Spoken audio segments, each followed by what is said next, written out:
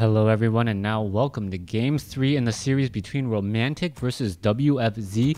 WFZ spawning as the yellow human player on the bottom right hand side of the map. Meanwhile, on the top left we have WFZ spawning as the red undead.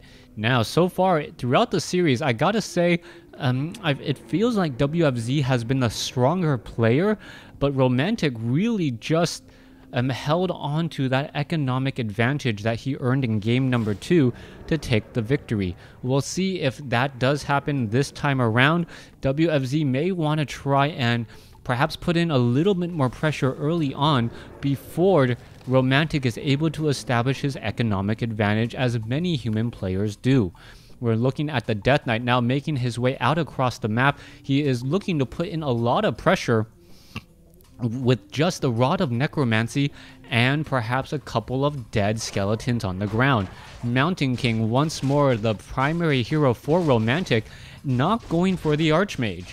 Now, the Mountain King has shown his true colors in this matchup, showing why he is such a strong hero and why sometimes he is not the primary choice because of the fact that the Mountain King doesn't necessarily have enough mana. Death Coil onto a Peasant, as now the Mountain King gonna finish up that Troll Trapper without much of an issue, picking up a Tome of Agility and now just being shy of level 2.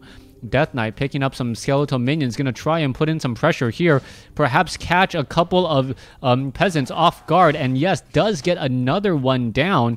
And those peasants, each of those peasants needs to be retrained in order to harvest more lumber. We should see a second round of militia being called off to the north to try and clear up that expansion in just a little bit, but we'll see what the Mountain King does before then.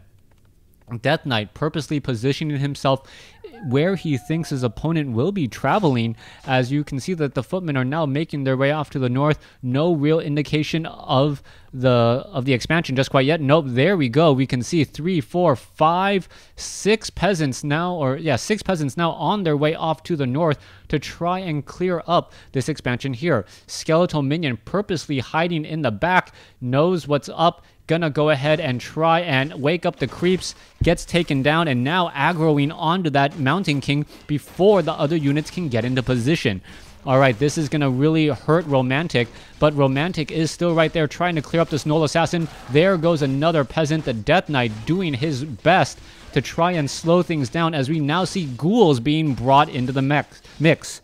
Alright, the ghouls now being brought in here. Mountain King could perhaps try and take down that one skeletal minion, does take it down there, as we see a lucky bash coming in at just the right time, as a Death Coil saves that ghoul and ends up getting the killing blow on another low hit point ghoul. Now trying to head back. That ghoul not going to be nearly as lucky, as there are a whole bunch of low hit point units, as you can see that the Null Overseer is still dealing a fair bit of damage. Alright, skeletal minions still taking down unit after unit here. Let's take a look at what's happening. The Death Knight just trying to make sure to not get surrounded, and he still may end up getting surrounded. No, double backs around, gets to level 2, and is now in a very good spot. Alright, who's going to get the experience? Is the Mountain King going to get the experience? I don't believe so. The Death Knight gets the experience, and the Death Knight now very, very could end up taking down a peasant there. There's a Death Coil saving another ghoul, but may all be for naught. No, he's able to slip through. Not quite sure how he made it out of there, as the Death Knight ends up grabbing whatever tome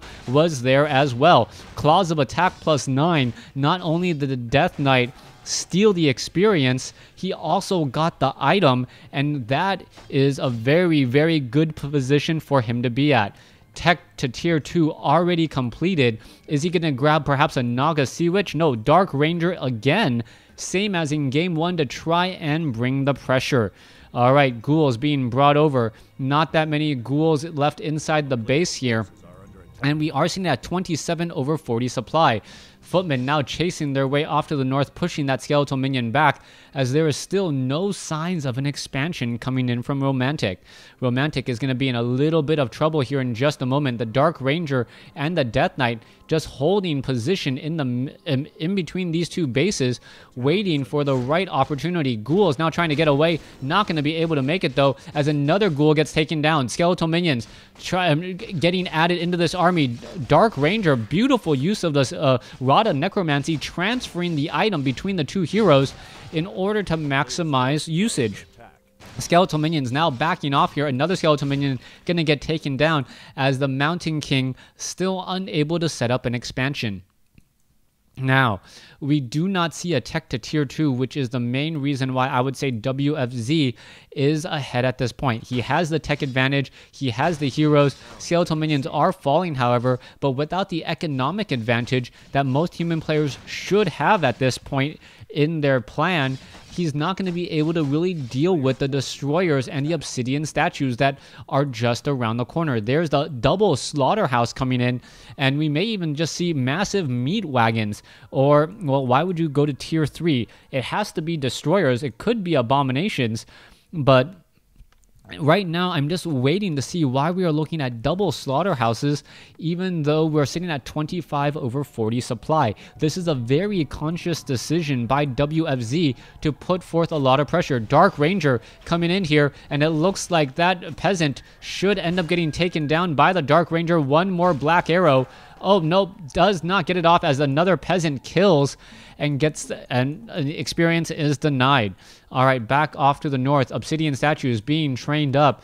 Tech to tier 3 about to be completed, adding in more ziggurats as well. And if it is just going to be straight up destroyers, those destroyers will rip through those footmen, but it is going to be a little bit of time before they are completed. All right, Black Citadel needing a little bit more time. One obsidian statue will be out on the field. Dark Ranger and Death Knight working together. Oh, Dark Ranger may end up getting surrounded here, purposely double backing around. Is she going to be able to sneak her way through onto the base? Yes, it looks like she will, as the Nerubian Tower is already up. All right, destroyer form now being researched. More and more obsidian statues need to be trained in order for this strategy to work, and 3 obsidian statues just might be enough. There is one guard tower here, but as long as the Mountain King is able to fight at home, he should be fine. If he tries to engage against his opponent out in the field, those destroyers will simply tear apart this heavy armored group of footmen. Mountain King now making his way off to the north here, trying to put pressure, trying to make something happen. He knows what the game plan is, and he wants to stop this, but I don't think he quite knows how. Death Knight now just using the opportunity to try and creep from inside his base.